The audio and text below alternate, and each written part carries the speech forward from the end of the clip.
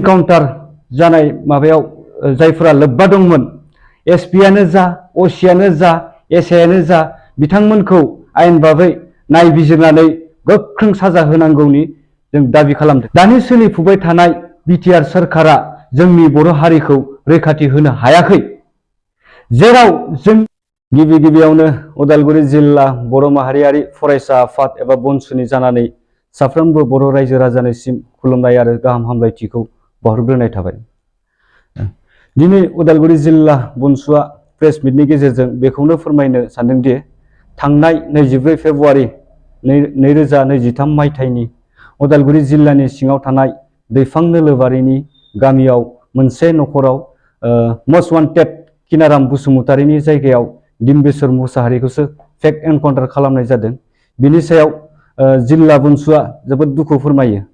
उदालगुरि जिल्ला बनसु आरो डिम्बेश्वर मुसाहारिनि नखरनि नारा नाथा नाजानायाव उदालगुरि जिल्ला बेंगिरि आरो पुलिस बिफाननि एसपिआ बाध्यता जायोदि जायखौ मस्ट वान्टेड किनाराम बसुमतारी होनना डिम्बेश्वर मुसाहारिखौसो फेक एनकाउन्टार खालामनाय जादोंमोन।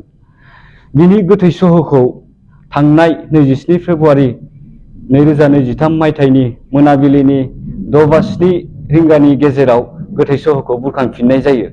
गोथै सहखौ बुरखांफिननायनि उनाव डिम्बेश्वर मुसाहारिनि नखरनि बिदा आरो फिसालाया गोथै सहखौ नुनानै फोरमान जायोदि बिथाङानो डिम्बेश्वर मुसाहारि होननानै।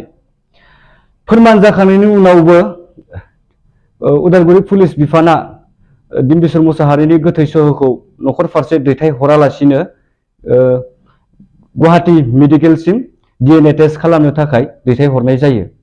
बाथ्राया बुंनो गोनां जोंहा बेयावसोदि डिम्बेश्वर मुसाहारिनि जायगायाव डिएनए टेस्ट रिपर्टआ गुबुननि जाना फैयोब्ला बनसुआ ओरैनो जिरायनानै थानाय नङा, बिनि सायाव गोख्रों राहा लानाय जागोन। बेखौ नोजोर बोनानै उदालगुरि जिल्ला बनसुआ उदालगुरि जिल्लानि पुलिस बिफानखौ गोख्रों रावजों सोंखारिदों आरो उदालगुरि जिल्ला बनसुआ उदालगुरि जिल्लानि सिङाव थानाय रौता पुलिस स्टेशनाव मोनसे एफआइआर होनाय जादों।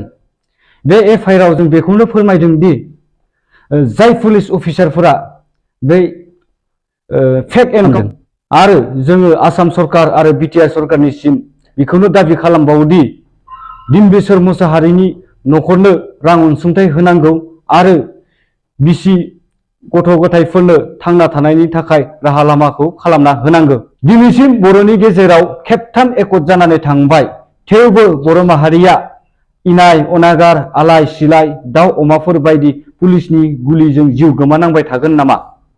जों बेखौ नोजोर होयोब्ला रोखा जायोदि जोंनिनो 6 सिडिउल काउन्सिल जोंनिनो सोरखार थासेयावबो बर' हारिया खनसे नङा खननै नङा खनले मानो आसाम पुलिसनि गुलिनि शिकार जानो गोनां जायो? जोबथारनायाव जों बनसुआ रोखा बुंदों दि इयुनाव बेफोरबायदि बर'नि सायाव फेक एनकाउन्टार खालामनायखौ बन्द खालामनांगौ आरो बिनिफ्राय गोजानाव थानांगौ, नङाब्ला बनसुआ बिनि सायाव जिरायनानै थानाय नङा, गणतान्त्रिक भाबै गोख्रों आन्दोलन खालामनो गोनां बाध्य जागोन।